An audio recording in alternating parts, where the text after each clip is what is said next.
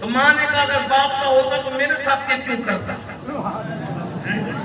باپ کا ہوتا، تیرا باپ بچہ پیدا کرنے کے قابل نہ تھا تو میں نے ایک چرواہے سے منہ کالا کیا اور اس کے نتیجے میں تو پیدا ہوا کہ دولت دوسرے کے ہاتھ میں چلی جائے، تو تو مغیرہ کا نہیں ہے، تو وغیرہ کا ہے۔ یہ ہمارا ذوق ہے۔ ہاں، تو جہاں وغیرہ ہوتے ہیں وہیں توہین ہوتی ہے۔ اور علماء سے پوچھو وغیرہ میں ایک نہیں ہوتا اور وغیرہ میں تعداد کا تعجب بھی نہیں ہوتا۔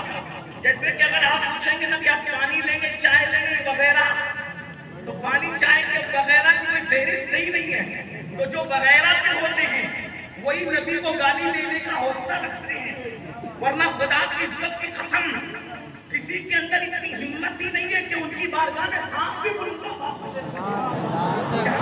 شریف ہوتی ہے، نفس کر کبھی آیت جنید و بایزیدی جا وہاں تو سانس روک کر کے جاتے ہیں۔ تو سنیے اپنے نبی کی شان، سنیے میرے نبی کو کیا شان دی۔ فرشتوں کو حکم دیا آدم کو سجدہ کرو، لیکن سب جانتے ہیں پہلے فرشتے سجدے میں نہیں تھے، پھر سجدے میں گئے، پھر اٹھ گئے۔ یہ حضرت آدم کی شان ہے، یعنی کہ جو سجدہ آدم ہوا ہے ایک مخصوص متعینہ مدت کے لیے ہوا ہے، نہ اس سے پہلے سجدہ نہ اس کے بعد سجدہ، یہ حضرت آدم کی شان ہے۔ اللہ اکبر۔ لیکن یہ میرے نبی کی شان ہے، آدم کے لیے سجدہ کروایا جاتا ہے فرشتوں سے اور اپنے نبی کے لیے درود پڑھوایا جاتا ہے فرشتوں سے۔ لیکن دونوں میں فرق کیا ہے؟ فرق یہ ہے جب سجدہ کروایا آدم کو تو خود سجدے میں شامل نہیں ہوا، کیونکہ اس کی شان نہیں کہ وہ کسی کو سجدہ کرے، لیکن جب محبوب میں درود پڑھوایا تو فرشتوں نے کہا تم بھی درود پڑھو، میں بھی درود بھیجوں۔ تکبیر، نعرہ رسالت، ذکر جدل پاک، حضور سید امین القادری صاحب قبلہ، نعرہ تکبیر۔ وہاں خود شامل نہیں ہے اور یہاں درود خود بھی بھیج رہا ہے۔ اللہ اکبر۔ دوسری چیز، سجدہ متعینہ مدت کے لیے تھا۔ آپ کی توجہ بات سمجھ میں آ رہی ہے؟ متعین یعنی ایک لیمیٹڈ پیریڈ کے لیے تھا، مگر درود ان اللہ وملائکتہ یصلون علی النبی مضارع کے صیغے کے ساتھ، استمرار کے اشارے کے ساتھ۔ اگر یہ آپ کو تھوڑا مشکل لگ گیا تو مضارع کو یہ سمجھ لیجئے کہ ابھی کام ختم ہونے کا علم نہیں ہو رہا ہے نا؟ اتنا سمجھ میں آ گیا؟ یعنی درود کب سے پڑھا جا رہا ہے یہ بھی نہیں معلوم، اور کب تک پڑھا جاتا رہے گا یہ بھی نہیں معلوم۔ اگر کوئی کہنا چاہے کہ ابھی بھی درود بھیجا جا رہا ہے تو یہ بات غلط ہے، کیونکہ مضارع کے صیغے کے ساتھ ہے۔ اب کب سے پڑھا جا رہا ہے یہ تو پتہ کرنا چاہیے۔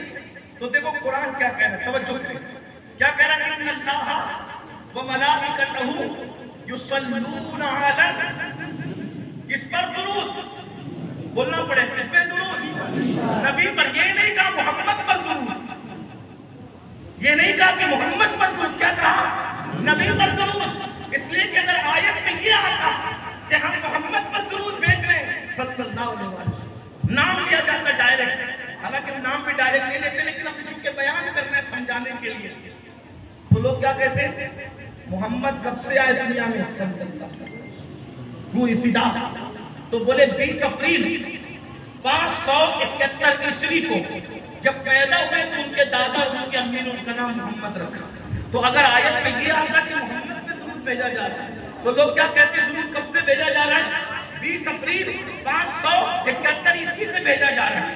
بولو یہی لوگ کہتے ہیں، لیکن اللہ نے یہ نہیں کہا۔ اگر یہ کہتا کہ رسول پہ درود تو کہا کہ رسالت کا فریضہ تو 40 سال کی عمر میں انجام دینا شروع کیا، تو جب 40 سال کے ہوئے تب سے درود بھیجا جا رہا ہے، لیکن وہ اللہ اللہ ہے، سارے ملا کی ملائیت پر ختم ہو جاتی ہے، کسی کا دماغ نہیں چل سکتا۔ 40 سال کے بعد نبی 40 سال نبی کے بارے کا، نبی پہ درود، نبی پہ درود، نبی پہ درود۔ محمد پاک کا نام نہیں لیا، رسول نہیں کہا، نبی کہا۔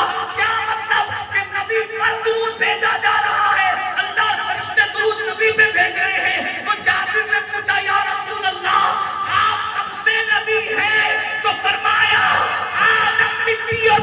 کی منزلیں